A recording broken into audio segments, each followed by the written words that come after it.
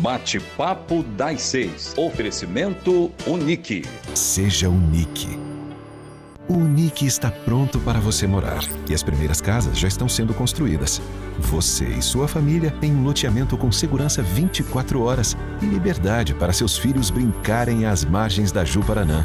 O Unique tem localização privilegiada com benefícios, condições e valores que nenhum outro empreendimento da região oferece. Seu tempo é agora. Construa aqui o seu sonho com parcelas mensais a partir de R$ 2.900. Seja Unique.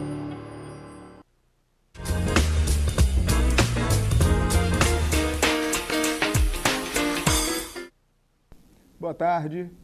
Hoje é quarta-feira, são 6 horas e está começando o Bate-Papo das 6. É um programa nosso aí que fala sobre medicina, saúde, prevenção. Tá? Hoje o tema é muito bacana, muito importante, que é o Novembro Azul, que é a prevenção do câncer de próstata, né? Uma campanha mundial, ok? Você pode nos assistir aí na TV aberta, no canal 16.1, ok? Também na rede de TV a cabo, nas mídias sociais, no Facebook, no YouTube. E no YouTube é importante que você se inscreva no canal e acione aquele sininho, né? Porque aí toda vez que a gente entrar ao vivo e também fazer as postagens dos vídeos, você será acionado em qualquer dispositivo, tá certo? Meu nome é Dário, né? Eu sou cardiologista clínico. Hoje, excepcionalmente, vou apresentar o programa porque o Dr. João e o Dr. Tarcísio Campostrini, que são os apresentadores, né, estão ministrando um curso na Alemanha, em Munique, né, um tipo de angioplastia que eles estão passando, a técnica, né, para os alemães. E é por isso que hoje eu o substituo, que é um tipo de angioplastia que Linhares é protagonista, vamos dizer assim. Né? E aqui é medicina na veia, vamos dizer. Esses dias, no episódios anteriores, aí, o Tarcísio teve que sair por conta de uma angioplastia, um infarto. Hoje eu acabo de chegar da UCO aqui e é isso aí. Hoje nós vamos falar... E mantendo a tradição do programa, trazendo sempre os melhores especialistas, os médicos de maior renome no Espírito Santo. A gente hoje traz 2 urologistas para conversar sobre o tema, um médico radiologista, especialista em diagnóstico, tomografia, ressonância e ultrassom, etc. E também, junto comigo, o Dr. Wallace. Né? Então, eu gostaria de apresentar para vocês, né, compondo a mesa aqui, uma boa tarde aí, Dr. Wallace Medeiros, cirurgião vascular, vai tocar hoje aí com a gente, certo? Boa tarde, eu quero agradecer pelo convite, agradecer ao nosso amigo João, Tarcísio. Eu acho que é um tema extremamente interessante, eu espero aprender muito também aqui hoje. Nós vamos tentar essa árdua tarefa de substituí-los, mas do lado de colegas competentes, acho que todos nós vamos nos enriquecer grandemente daqui para frente. É isso aí. Do meu lado esquerdo aqui está o Dr. Alex Cesano, velho conhecido nosso aqui da urologia. Já passamos vários perrengues junto ali no Hospital Rio Doce, né? Isso aí, seja muito bem-vindo. Sim, Dário, eu gostaria de agradecer o convite para a gente estar falando aqui para um tema bastante importante, né, nesse mês de novembro. Isso aí. Ao lado dele, o Dr. Guilherme Eleodoro, também urologista. Seja muito bem-vindo, meu querido. Obrigado pela oportunidade. Acho que é um momento oportuno para poder estar abordando esse tema que é importante e trabalhar essa divulgação, essa projeção daí de informações para a gente combater o câncer de próstata. Isso aí. E ao lado do Dr. Guilherme, a gente tem o Dr. Ricardo Volpato, que é especialista em radiologia. Exato, né? Dário. E veio nos ajudar aí. Tudo bem? Boa noite pessoal de casa, boa noite Dário, Wallace, obrigado por esse convite. Eu acho que hoje a gente tem a chance de discutir e poder conversar um pouco sobre um tema de suma importância, né, na medicina, e também deixar um pouco mais claro para o público de casa esse assunto que ora é tão polêmico, mas é muito frequente para a gente também, né? Show de bola, isso aí. Bem, hoje o tema é muito bacana, né? A gente vai esclarecer muito a população, tirar alguns preconceitos, vamos dizer assim. E é isso aí, vamos começar então? Isso aí, eu queria dirigir primeiro a pergunta ao Guilherme Eleodoro, para a gente iniciar o bate-papo, né? Vamos dizer assim, introduzindo, o que é a próstata? O que é esse órgão? Mulher, homem tem? Como que... O que você poderia pincelar isso para a gente? Bom, rapidamente, a próstata é um órgão pélvico, compõe o sistema reprodutor masculino. Ela está alojada abaixo da bexiga e muito próximo ao reto. Isso é importante saber, que justifica o exame físico. E a função da próstata é dar nutrientes e a fluidez pro líquido seminal, pro esperma. Então, ela é um órgão muito importante do aparelho reprodutor masculino e, inclusive, por causa da passagem do canal urinário, da uretra, pela próstata, ela também auxilia na continência urinária. Em resumo, de maneira simples, essa é o nosso alvo. Joia. Tá certo. Hoje a gente vai falar sobre câncer de próstata. Eu acho que esse é o grande objetivo do Novembro Azul, né? E o que seria isso? O que é o câncer de próstata? O doutor o doutor Alex Cesano. Então, o câncer de próstata, ele, né, tem uma origem como qualquer outro câncer, né? São células que perdem o controle de replicação, de multiplicação, começam a ter uma multiplicação desordenada, descoordenada e proliferar, assim, continuamente suas células e produzindo os tumores, tá certo? Então, basicamente, a origem é igual a qualquer outro câncer. É uma proliferação de células malignas que perdem o seu controle de replicação e multiplicação. Eu acho que é importante destacar o Novembro Azul. Essa campanha, de certa forma, mundial é importante porque o câncer de próstata, né, é um câncer extremamente prevalente.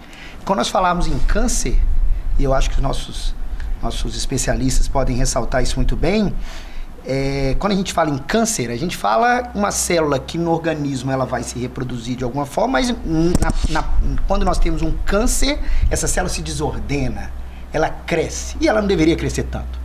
Quando ela cresce, ela toma o espaço de outras, e esse crescimento desordenado causa vários problemas. Só que o câncer de próstata tem que deixar bem claro que é o câncer mais incidente no homem. Eu acho que esse é o importante. Isso não é importante só para os homens, né? Eu acho que a gente tem que discutir para as mulheres que sofrem com isso, com os filhos que sofrem com isso. E além de ser o câncer mais incidente, ele é o segundo em mortalidade, somente atrás do câncer de pulmão, tá certo? Então, eu acho que a grande questão é saber, nós temos um câncer que é uma célula que cresce em um órgão que é masculino, que é extremamente importante. E como evitar esse câncer?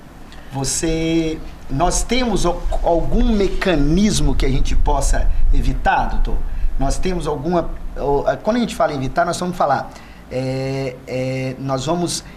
tem alguma coisa que nós podemos fazer que a prevenção primária dá para se evitar ou não dá para se evitar esse câncer? Então, o câncer tem como evitar, como qualquer outra doença, tendo vida saudável. Especificamente, uma medida para evitar o câncer de próstata não tem. É ter vida saudável. Então, você vai evitar qualquer doença cardiológica, vascular, qualquer doença, e inclusive os cânceres. Também incluindo nisso o câncer de próstata. Agora, não existe uma medida específica para evitar o câncer de próstata, tá certo? A gente tem fatores que predispõem ao câncer de próstata, são fatores preveníveis e os fatores não preveníveis, tá certo? Os fatores preveníveis são aqueles que têm estão relacionados com os nossos hábitos de vida. Atividade física, boa alimentação, manter peso ideal, tabagismo, evitar o tabagismo, não ingerir bebidas alcoólicas. Esses são os fatores preveníveis para o câncer de próstata, para qualquer outro câncer e para todas as doenças que atingem a população em geral, tá certo? E os fatores não preveníveis, que são idade, a gente envelhece, então isso a gente não tem como evitar. A gente envelhece e aumenta a chance de ter câncer de próstata. A gente tem uma história familiar, a gente não tem como evitar. Então, parentes de pessoas que tiveram câncer de próstata têm uma chance maior de ter câncer de próstata. A raça, sabe-se que os negros têm mais chance de ter câncer de próstata. Então, isso são fatores não preveníveis. A alimentação tem alguma relação com câncer de próstata? Então, a alimentação com alimentos mais industrializados e bebida alcoólica, essas coisas que fazem mal para a saúde em geral, tem mais efeito para predispor ao câncer de próstata. Tem uma tentativa de associar o consumo excessivo de gordura com câncer de próstata, mas ainda não conseguiram estabelecer essa relação como uma forma de prevenção. Mas os hábitos alimentares do mundo ocidental têm uma relação indireta com o aumento da incidência de câncer de próstata. Eu acho que é uma questão importante. Se a gente pegar a incidência do câncer de próstata nos orientais, ela é extremamente baixa, né? Acho que é 3 por cada 1.000 habitantes. No Brasil, nós temos aí 20 vezes maior. E nos Estados Unidos, ela é 2 vezes e meia maior do que do Brasil. Então deve haver alguma coisa no hábito de vida nosso que traz o câncer de próstata. Até porque esse oriental, esse japonês que sai do ambiente dele e vem morar nos Estados Unidos, essa incidência acaba se igualando, né, Dário? Exatamente. Parece que tem um fator aí associado, né? Tá certo. Então nós já falamos sobre a idade, sobre a história familiar, sobre a alimentação, sobre até questão de ocidental, oriental, né? É isso aí. E como que a gente faz o diagnóstico, vamos dizer assim? Existe alguma, além da questão clínica, do acompanhamento, etc., sobre imagens? Como é feita essa, vamos dizer assim, o que foca o Novembro Azul, vamos dizer? Bom, na parte do diagnóstico, o Novembro Azul vem trazer para a gente essa questão. Como não tem como prevenir diretamente o câncer de próstata, o objetivo do Novembro Azul é alertar a população para o diagnóstico precoce. E aí que entra a campanha incentivando aos homens procurarem um urologista para fazer tanto o exame físico, o toque retal, quanto a dosagem sanguínea do PSA. Dr. Ricardo vai acrescentar também algumas outras medidas diagnósticas, mas basicamente o protocolo de triagem do câncer de próstata inclui o exame físico e a dosagem do PSA. É importante ressaltar, Dário, né? O Guilherme falou muito bem, que na verdade o exame físico, a avaliação, né, ela não previne, ela identifica precocemente. A prevenção está naquilo que a gente conversou agora há pouco, né? Então a campanha é para alertar, tentar desencadear nos homens a necessidade de procurar para o objetivo maior, que é a identificação precoce, para um melhor resultado de tratamento, tá certo? Então esse é o objetivo da campanha do Novembro Azul, tá certo? É despertar o homem o interesse de procurar, e sabendo que num diagnóstico inicial a sua chance de sobrevida é enorme. E é claro, nós homens, o preconceito em geral em relação ao exame, né? Hoje eu vejo que assim, tem alguns estudos contraditórios em relação ao PSA, mas é o que se utiliza ainda, né? Até pelo o índice de falso positivo, falso negativo, que não é pequeno. Eu acho que tem que ficar claro que nós temos 2 tipos de prevenção. A prevenção primária é isso que nós dissemos. Nós vamos melhorar nossa dieta, nós vamos melhorar nossa alimentação, nós vamos fazer uma promoção da saúde ao longo do tempo para que a gente não herde doenças cardiovasculares, nem doenças do tipo neoplasias, que são os cânceres. Mas existe uma prevenção secundária, que eu acho que esse é o foco agora. Como eu vou prevenir secundariamente? É a identificação desse tumor de maneira precoce. E isso é importante. E hoje, quando a gente fala em neurologista, nós temos um certo preconceito em relação a isso. E eu gostaria de saber, é somente o PSA, ele nos traz essa segurança? Ou é sair da urologista, fazer esse exame completo, toque retal? Poderia nos esclarecer? Existem certos tabus em relação ao toque retal, né? E eu acho que é importante que a gente esclareça por quê, qual é a importância do toque retal. Bom, o tabu existe, não tem como negar.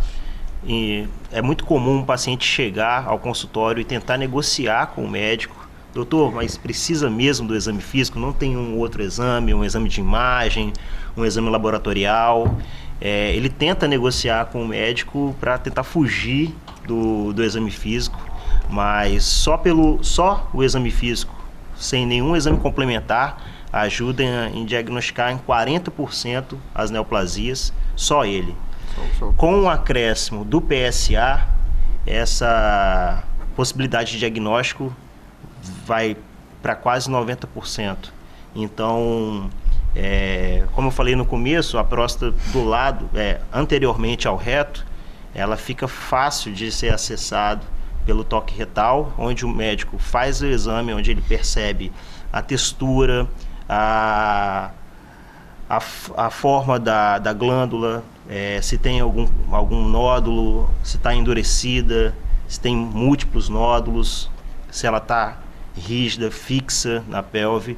Então é fundamental o exame físico para poder fazer esse diagnóstico precoce. E é uma coisa rápida, né? Quanto tempo? É um exame que dura 15 segundos? Menos, 20 segundos? Menos. Acho que de um médico experiente... Coisa de segundos mesmo, né? Coisa de segundos, né? Assim, eu acho que você consegue. E eu vejo que é importante falar é a localização desses tumores, né? Porque o exame físico é tão importante porque esses tumores da próstata, em 99% dos casos, eles se localizam numa região que é palpável, é isso mesmo? Sim, então, a próstata está em íntimo contato com o reto. É até uma confusão muito comum, né? Pacientes que têm sintomas anorretais acharem que têm problemas prostáticos, pela proximidade da próstata com o reto. Então, pelo exame físico, como o Guilherme explicou muito bem, a gente identifica a grande maioria dos tumores porque eles acontecem nessa área chamada de zona periférica, que está em íntimo contato com a parede do reto. Então, a grande maioria das lesões vão ser identificadas, né, através do exame físico. E aí você vai enquadrar esse paciente de um paciente suspeito para a doença e aí prosseguir a investigação através de outros exames complementares e confirmar com a biópsia. Isso aí. Então, não precisa de ter medo, né? Não precisa de correr do urologista por causa disso. É um exame simples, tranquilo, não tem... Não doloroso. Não doloroso. Né? Rápido. Existe uma mística aí, uma questão, medo, né? Um machismo, vamos dizer, do médico, e as consequências são muito grandes e preveníveis, né? Então, primeiro a gente, pelo que a gente está compondo aqui, a gente está criando... A gente primeiro vai conversar, vai ver os fatores de risco, né? Depois cai no exame físico, depois a gente dosa o PSA junto, isso vai guiando vocês, né? Pelo que a gente está conversando. E aí a gente tem algum próximo passo? A gente vai para a imagem ou não? Ou já dá para definir? Como é que funciona isso? Tem como vocês pincelarem assim, vamos ver, o raciocínio clínico do médico urologista? Bom, nessa linha de raciocínio, você faz o exame físico associado com o PSA. Tendo alteração em um dos dois exames, você dá seguimento com a biópsia da próstata. O paciente é submetido a um pequeno procedimento onde retira-se fragmentos da próstata e esses fragmentos vão para análise do patologista para ver se nesses fragmentos tem células comprometidas. Uhum. E a parte de imagem, Volpato, ajuda alguma coisa nessa questão? Tem alguma coisa mais recente, mais tecnológica? A gente pode pegar mais precoce? Como que está a questão de diagnóstico por imagem sobre... Com certeza ajuda, Dário. Eu acho que hoje a gente, principalmente na parte da imagem da próstata, a gente está vivendo uma grande revolução, né, em termos de imagem. Qual era o paciente que vinha para a gente antigamente? Era o paciente que tinha ou um PSA alterado, que é um exame bastante sensível, né? Mas ele não é específico para tumor. Pode ser um paciente que tem uma inflamação na próstata, que teve um trauma, e ele pode ter esse exame realmente alterado, só que levanta uma suspeita. Ou um paciente que tinha um toque retal alterado, que já é um exame mais específico, mas pode ser menos sensível. Eventualmente ele tem as duas alterações. Preconizava-se durante muito tempo que esse paciente, o Guilherme e o Alex, eles podem me corrigir se eu estiver errado, ele vai direto para uma biópsia da próstata, que é feito com um aparelho de ultrassom, né, guiado por ultrassom. Só que essa biópsia ela é feita de uma forma randomizada, apesar de ser sistematizada. O que isso significa? A glândula ela é biopsiada em locais randomizados, mas sistematizados. A pessoa que faz a biópsia, ela não está enxergando de fato aonde que está o tumor. Então isso gera um resultado falso negativo, muito grande. Na prática, o que é isso? A biópsia pode não encontrar o tumor, né? Isso gerava falsos negativos até em torno de 40%, 50%. Né? Ou vinha um fragmento de um tumor que talvez fosse não clinicamente significativo. Os colegas eles podem falar um pouco melhor sobre isso, que muda muito o tratamento. Às vezes, o núcleo principal do tumor estava um pouco mais escondido, né? Dependendo da graduação dessa doença, pode ir para um lado de tratamento ou outro. Isso muda muito a doença. O que tem acontecido hoje em dia, né? O exame de ressonância magnética da próstata, ele tem evoluído bastante. A tecnologia, ela tem dado passos largos em direção a isso. Ainda bem, para o nosso bem, né? Antigamente, a ressonância magnética da próstata, ela entrava no passo final de todo esse processo. Para quê? Para fazer um estadiamento de uma doença que fosse já diagnosticada. Ou seja, a biópsia veio positiva, vamos ver como que está essa região ao redor da glândula, para ver a extensão, para ver o tamanho, se tem outros órgãos comprometidos ou não. Como eles falaram aqui, o reto está muito próximo, ele pode estar invadido, a bexiga também. A função e o intuito principal da ressonância, na verdade, era esse. Mas hoje em dia, né, a gente já tem antecipado um pouco o uso da ressonância magnética da imagem. Por quê? A gente consegue hoje avaliar pela ressonância magnética aonde que esse tumor está situado. Então a gente não incorre no erro de se fazer uma biópsia que não seja um tiro certeiro no tumor. Então isso traz um benefício muito maior. A gente tem 95% de certeza, às vezes, que a gente está indo no lugar certo. Aumenta muito. Então a chance de vir um falso negativo diminui bastante, né?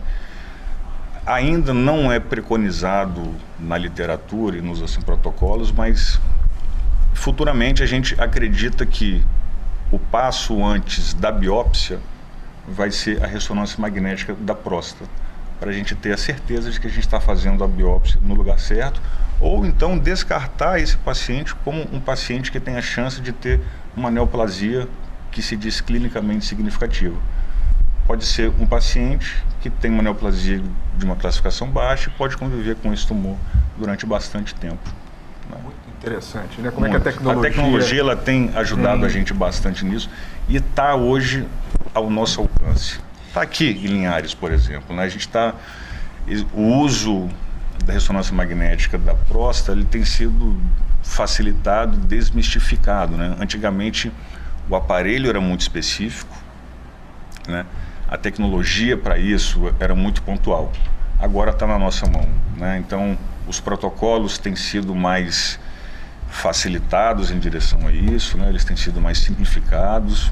A gente tem estudos e tem sistematizações de avaliação da próstata que estão deixando tudo isso dentro de um quadro que facilita muito o processo e o diagnóstico. Ajuda muito o médico. Bastante. E só para eu entender, na visão, hoje a gente sabe que o que é preconizado, existem algumas diferenças em relação ao que é preconizado pela sociedade brasileira, pela sociedade americana.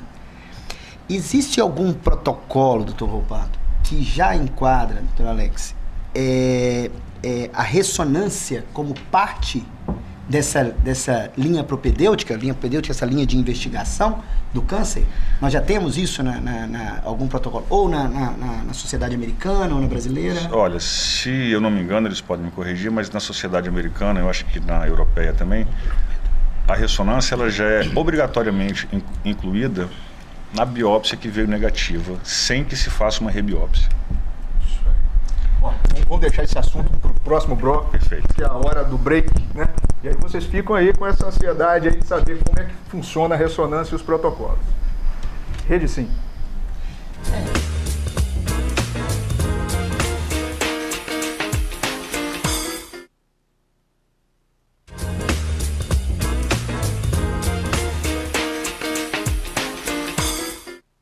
Isso aí, estamos de volta com o Bate-Papo das 6, um assunto muito bacana, um bate-papo aqui com urologistas, com o radiologista, o Dr. Wallace aqui conosco também. Então a gente volta para o Dr. Volpato, aquilo que ficou no último bloco, falando um pouco sobre a utilização da ressonância magnética no screening do Exato. câncer de próstata.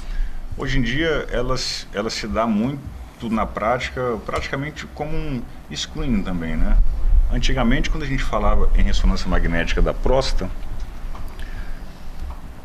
olha só como é que é mais ou menos engraçado. O paciente fugia do médico para fazer um toque retal, mas para fazer uma ressonância de próstata, ele tinha que colocar um dispositivo no reto, né? Que é muito maior do que um dedo. Então ele também fugia desse exame, né? Hoje em dia a gente não precisa disso. Quem faz uma ressonância de próstata, ele faz um exame normal. Ele deita na máquina, não coloca nada, em 20 minutos ele já tem o exame dele. A qualidade técnica dos nossos aparelhos, né, elas têm evoluído tanto que a resolução da imagem já permite alcançar o que a gente estava conversando antes. Aquele tumor pequeno que está na próstata, mas que eventualmente ele não foi alcançado por uma biópsia ou mesmo pelo toque retal, né? Então um paciente que tem um PSA alterado, mas um toque difícil, a maioria deles se encontra próximo ao reto, alguns são mais profundos, então esse paciente ele se enquadra muito bem nisso, né? O uso da ressonância magnética, o que antes era utilizado numa doença que já estava estabelecida, seria um complemento da avaliação da pelve, né, da cintura pélvica da pessoa, para ver até onde que a doença ia. Olha só como que a gente já evoluiu. Agora ela está servindo para ver se a pessoa tem doença ou não, né? Então ela está se encaixando muito bem nisso, né? A gente sempre conversa sobre isso e acredita-se que futuramente ela já entre nesse tripé de toque retal, exame de sangue, que é o PSA, e o uso da ressonância magnética. Para isso também depende da gente, né? Baratear o exame, acesso maior a todo mundo e que seja feito de uma forma mais facilitada, né, e ao alcance de todos. Porque a gente está falando de uma doença que tem uma importância pública muito grande, né? É quase um problema de saúde pública, né? Na verdade, eu acho que o que tem que ficar bem claro para todos os nossos ouvintes é que quando a gente fala de ressonância, ressonância é um exame como se fosse uma tomografia, um pouco mais específico, mas nós estamos discutindo aqui a importância de se fazer um exame de alta tecnologia para que a gente possa fazer um diagnóstico precoce.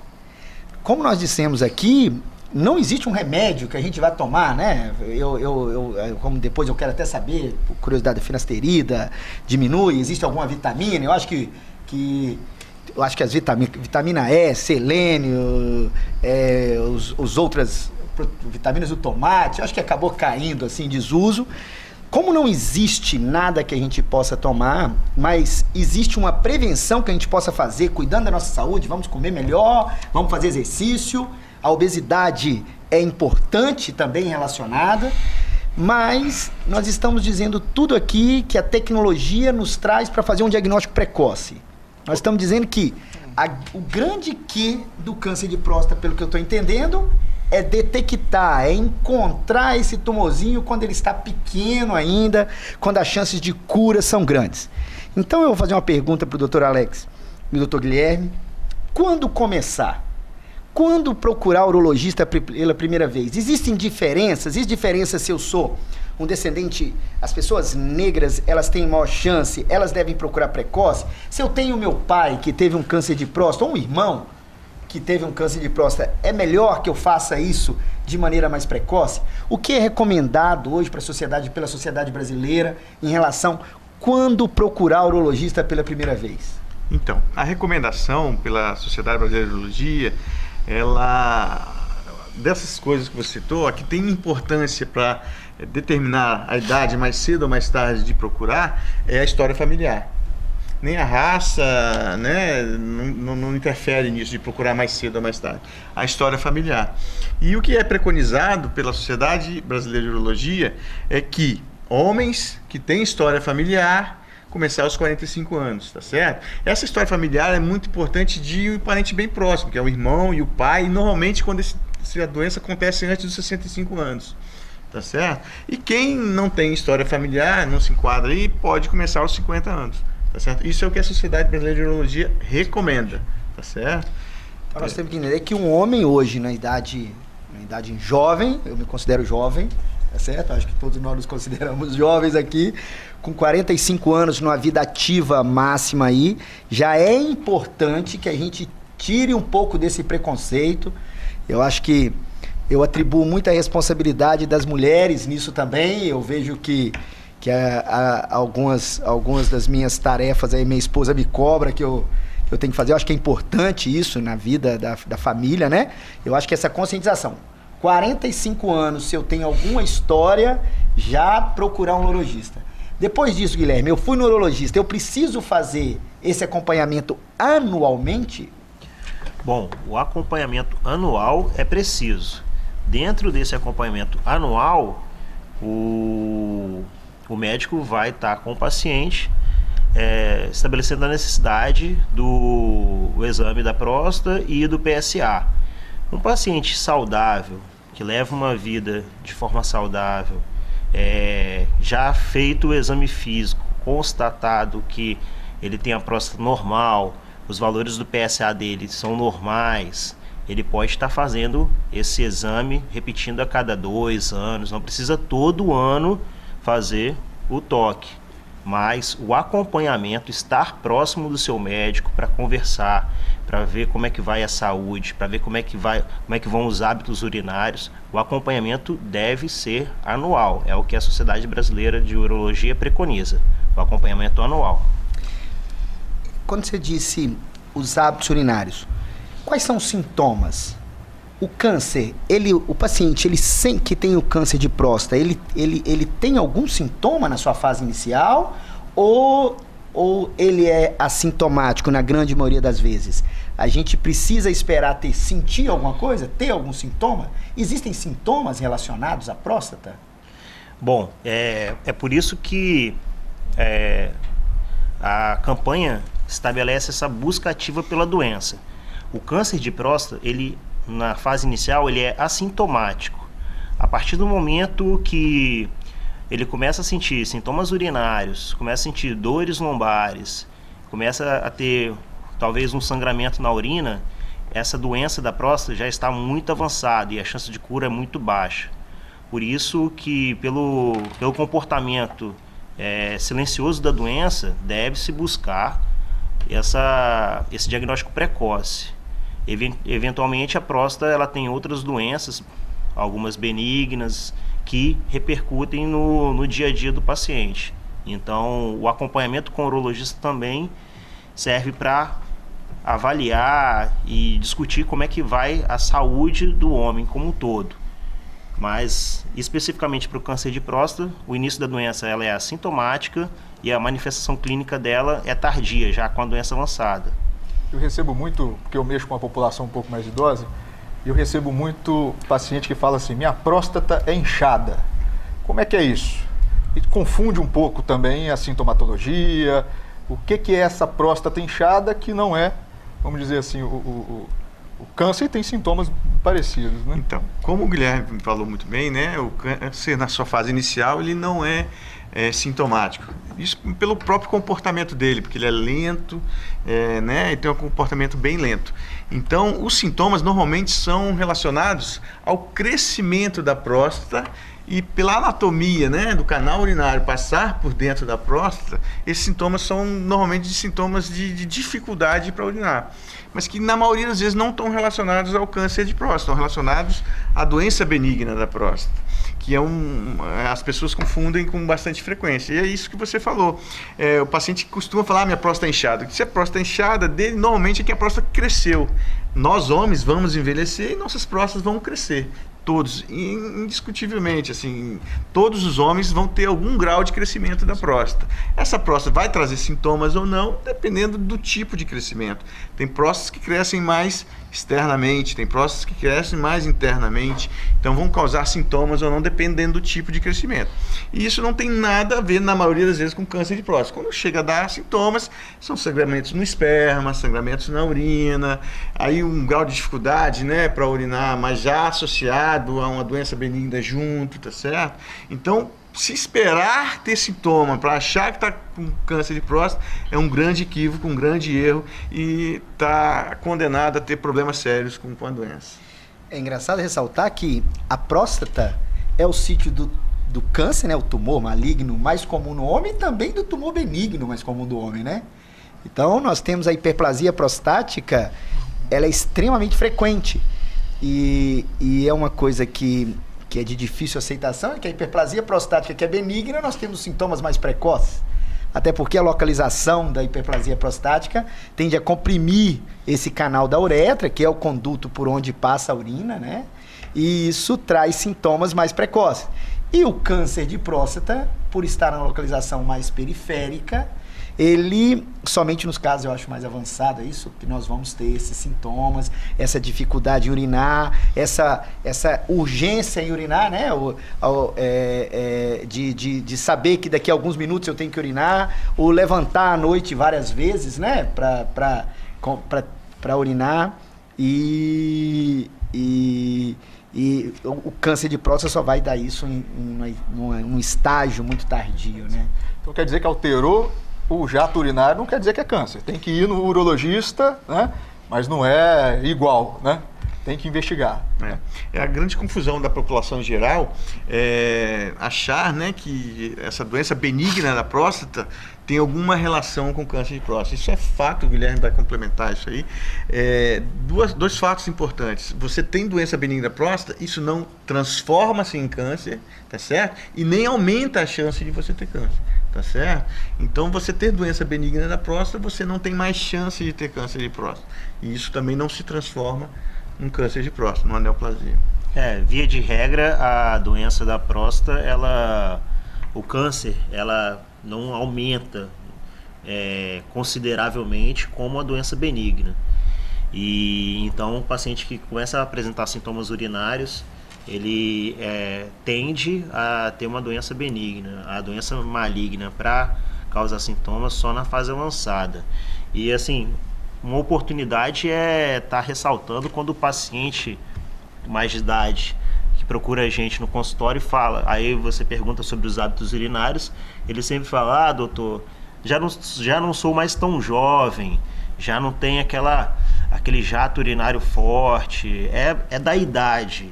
Não é da idade. Muitas das vezes o paciente confunde essa questão da idade avançada, tá com o jato urinário fino, tá com gotejamento, esforço, ter que ir várias vezes ao banheiro à noite. Ele não sabe, mas esses são os sintomas iniciais da doença benigna da próstata. Isso aí. Olha só, a gente vai precisar entrar em mais um break, né? E na volta a gente complementa, existe tratamento para hiperplasia prostática benigna, como que funciona, tem que operar, a gente entra nesses detalhes e também sobre hiperplasia prostática benigna, sobre imagem, se tem alguma coisa que pode ajudar, ok?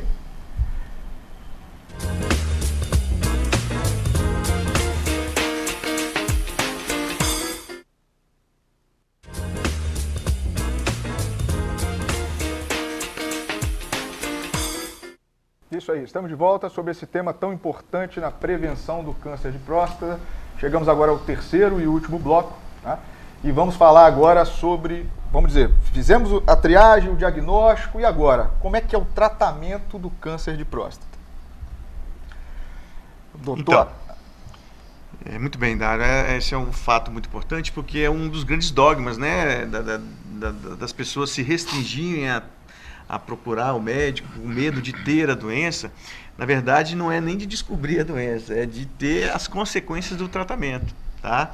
E dentro das principais consequências, né, falando principalmente da cirurgia, que é o principal tratamento para o câncer de próstata, nós temos duas complicações muito importantes, não na incidência, mas no que aquilo vai significar para a vida do paciente, que é a incontinência urinária e o problema de ereção, né?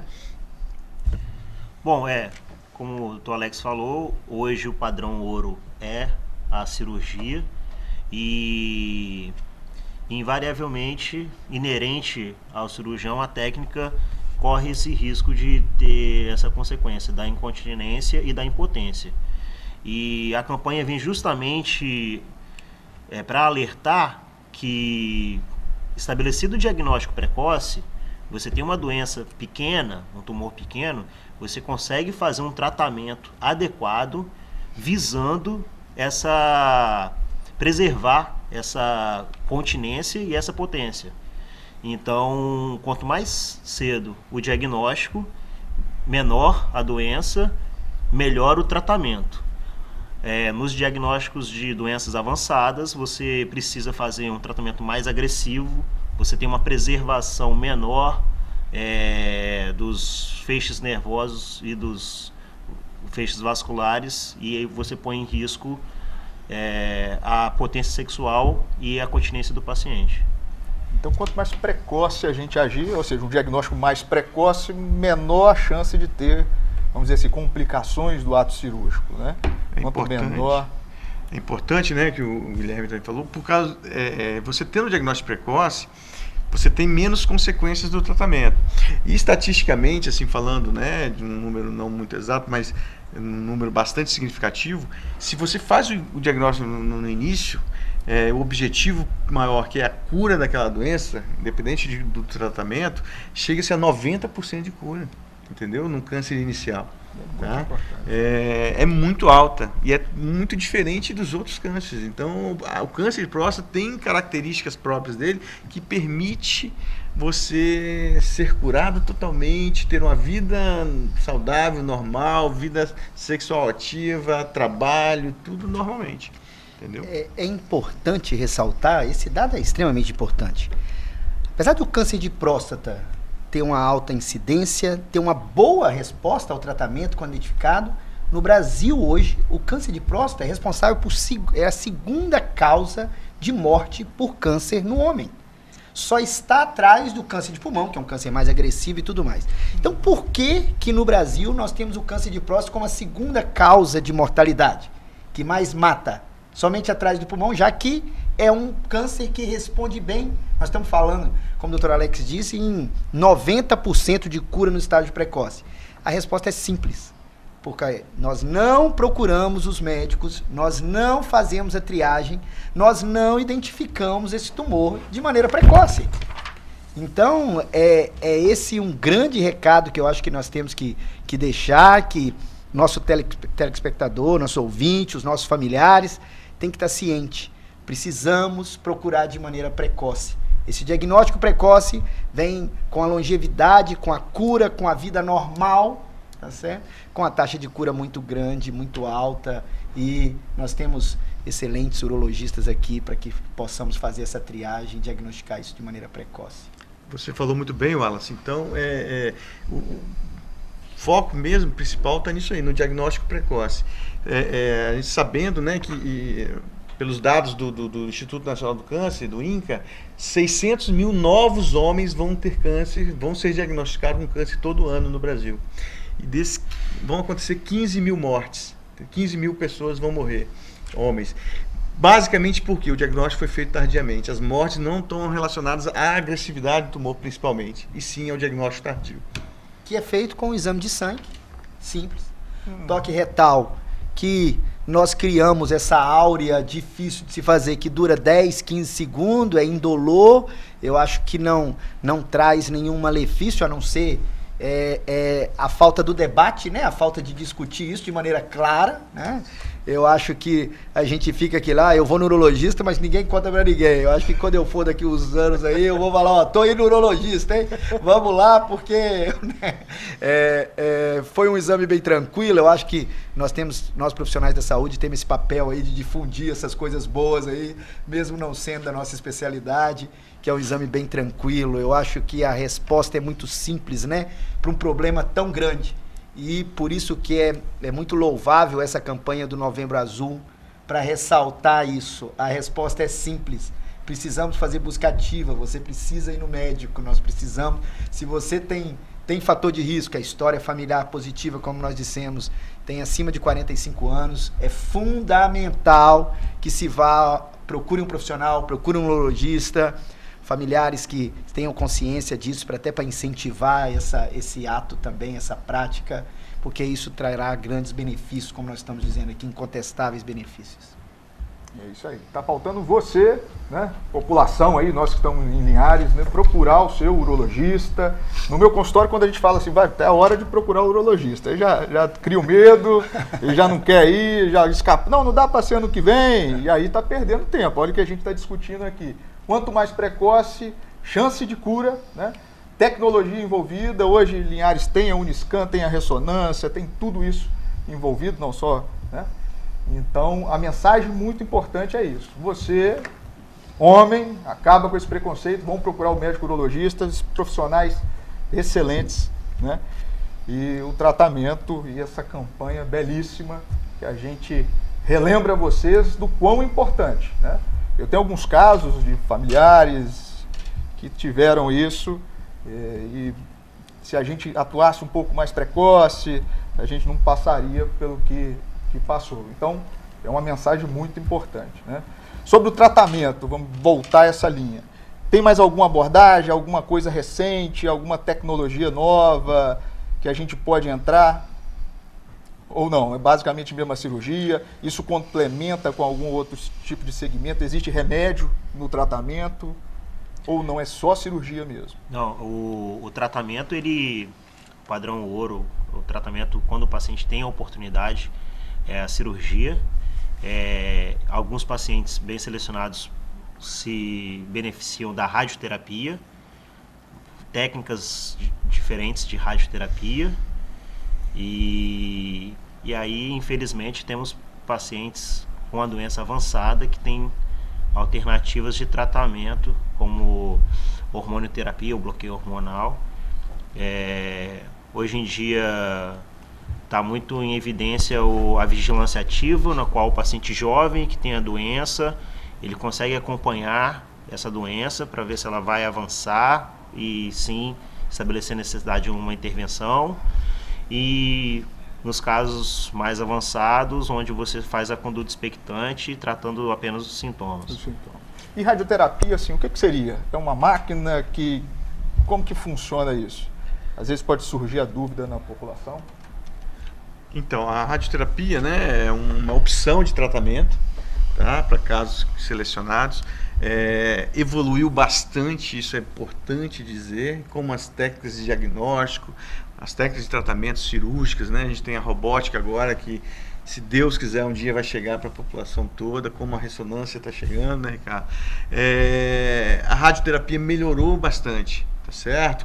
Ela está mais conformacional, ela está mais direcionada, de forma mais normal de dizer, está pegando mais só a próstata, ao invés dos outros órgãos, e causando menos problema. Então ela se tornou um método opcional de tratamento bem, bem atrativo.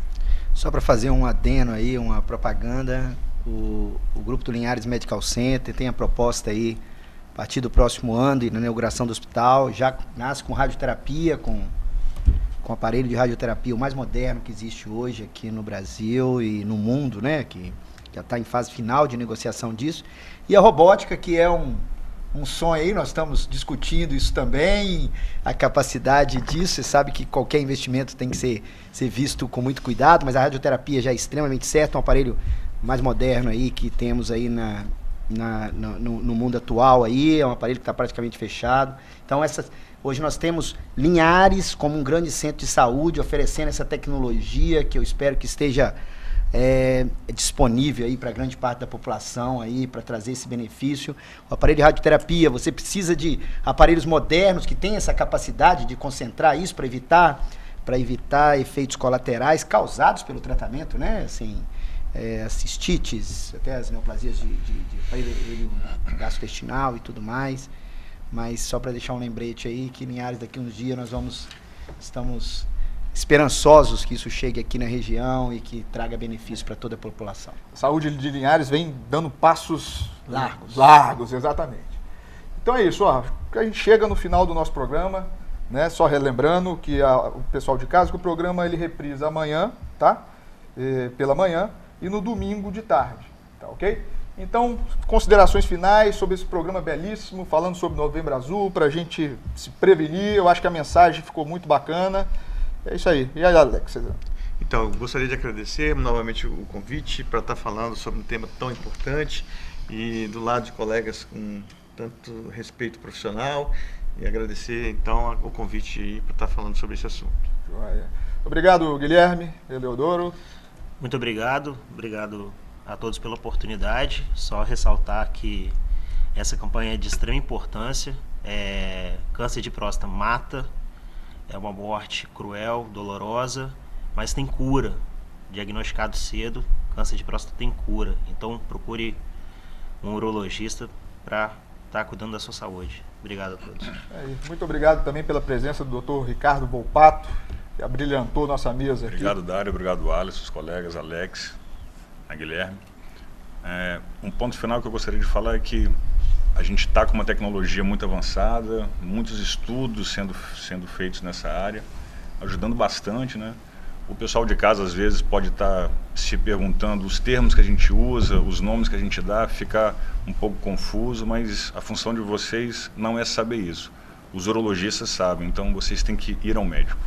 Os passos seguintes, eles sabem dar perfeitamente. Isso aí, foi um prazer estar com você aqui, né, doutor? Eu agradeço mais uma vez eu quero parabenizar a Rede Sim, eu já disse isso aqui, é muito louvável esse programa, é um espaço que discute saúde, que traz benefícios para a população. Agradecer ao Dário, a todos os colegas, agradecer ao João Eduardo pelo convite, mais uma vez, e a mensagem que eu também quero ressaltar é só essa.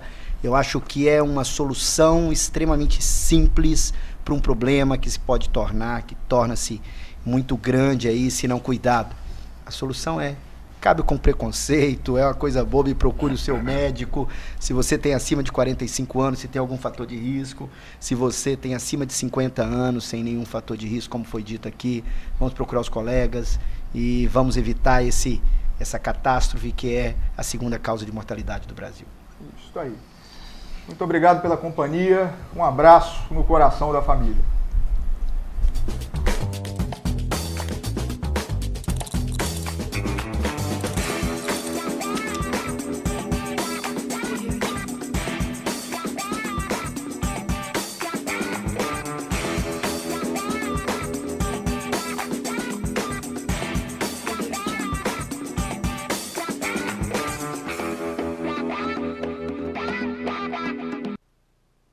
Bate-papo das 6. Oferecimento Unique.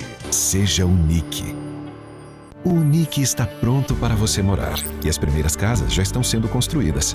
Você e sua família em um loteamento com segurança 24 horas e liberdade para seus filhos brincarem às margens da Ju-Paraná. O Unique tem localização privilegiada com benefícios, condições e valores que nenhum outro empreendimento da região oferece. Seu tempo é agora. Construa aqui o seu sonho com parcelas mensais a partir de R$ 2.900. Seja Unique.